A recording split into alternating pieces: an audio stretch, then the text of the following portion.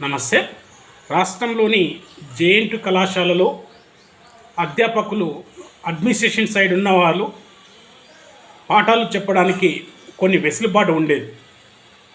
Administration side ఉన్న వాళ్ళకి class work తక్కువగా ఉండేది, కొంతమందికి అసలే ఉండకపోతుండే.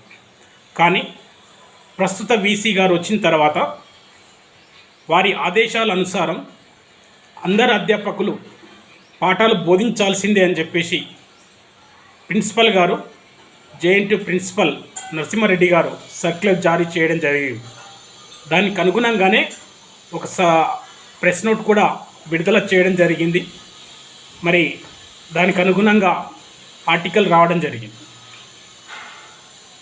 మరి ఒకసారి ఆర్టికల్ చూద్దాం ఏముందో. అందులో జేఎన్‌టీ అధ్యాపకులంతా పాఠాలు చెప్పాల్సిందే, జేఎన్‌టీ అధ్యాపకులందరూ తప్పనిసరిగా పాఠాలు చెప్పాలని కళాశాల ప్రిన్సిపల్ డాక్టర్ జీవి నరసింహారెడ్డి సర్క్యులర్ విడుదల చేశారు. ప్రొఫెసర్లతో పాటు పరిపాలనా విభాగాలలో ఉన్న అధికారులు, డైరెక్టర్లతో సహా అందరికీ బోధన తప్పనిసరి చేస్తూ ఉత్తర్వులు ఇచ్చారు. Varsity VC professor T Kishan Kumar Reddy ఆదేశాల మేరకు ఈ సర్క్యులర్ విడుదల చేశారు. ప్రొఫెసర్లు, అసోసియేట్ ప్రొఫెసర్లు వారానికి 14 గంటలు 3 థియరీ సబ్జెక్టులు తప్పనిసరి. అసిస్టెంట్ ప్రొఫెసర్లు, రెగ్యులర్ కాంట్రాక్ట్ వారికి 20 గంటలు 3 థియరీ సబ్జెక్టులు. డైరెక్టర్లు, ప్రిన్సిపల్లు, వైస్ ప్రిన్సిపల్స్ 10 గంటలు 2 థియరీ సబ్జెక్టులు తప్పనిసరి పాఠాలు చెప్పాల్సి ఉంటుందని ప్రిన్సిపల్ చెప్పారు. స్పష్టంగా ఇక్కడ అధికారికంగా మనం చూసినట్టయితే దీని ద్వారా విద్యార్థులకు నాణ్యమైనటువంటి విద్య అందుతుంది, విద్యార్థుల భవిష్యత్తు కూడా మారే అవకాశం ఉంటుంది.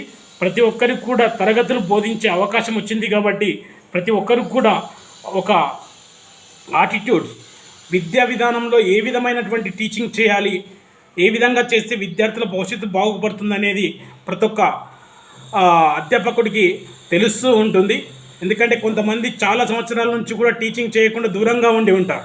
వారికి ఇప్పుడు ఖచ్చితంగా టీచింగ్ చేయాలి కాబట్టి టీచింగ్ విధానం పైన కొన్ని మార్పులు చేర్పులు చేసినటువంటి సందర్భంలో ఇవాళ అందరూ టీచింగ్ చేయాలి కాబట్టి జేఎన్‌టీ యూనివర్సిటీలో చదువుతున్నటువంటి విద్యార్థులకు, మొదటి సంవత్సరం చదువుతున్నటువంటి విద్యార్థులకు చాలా వెసులుబాటు కల్పించినట్టు అవుతుంది. మంచి అవకాశం ఇచ్చారు, అందరికీ అవకాశం ఇచ్చారు. దీని ద్వారా అధ్యాపకులకు కానీ మరి విద్యార్థులకు కానీ మంచి భవిష్యత్తు ఉంటుందని చెప్పేసి తెలియజేస్తున్నాం.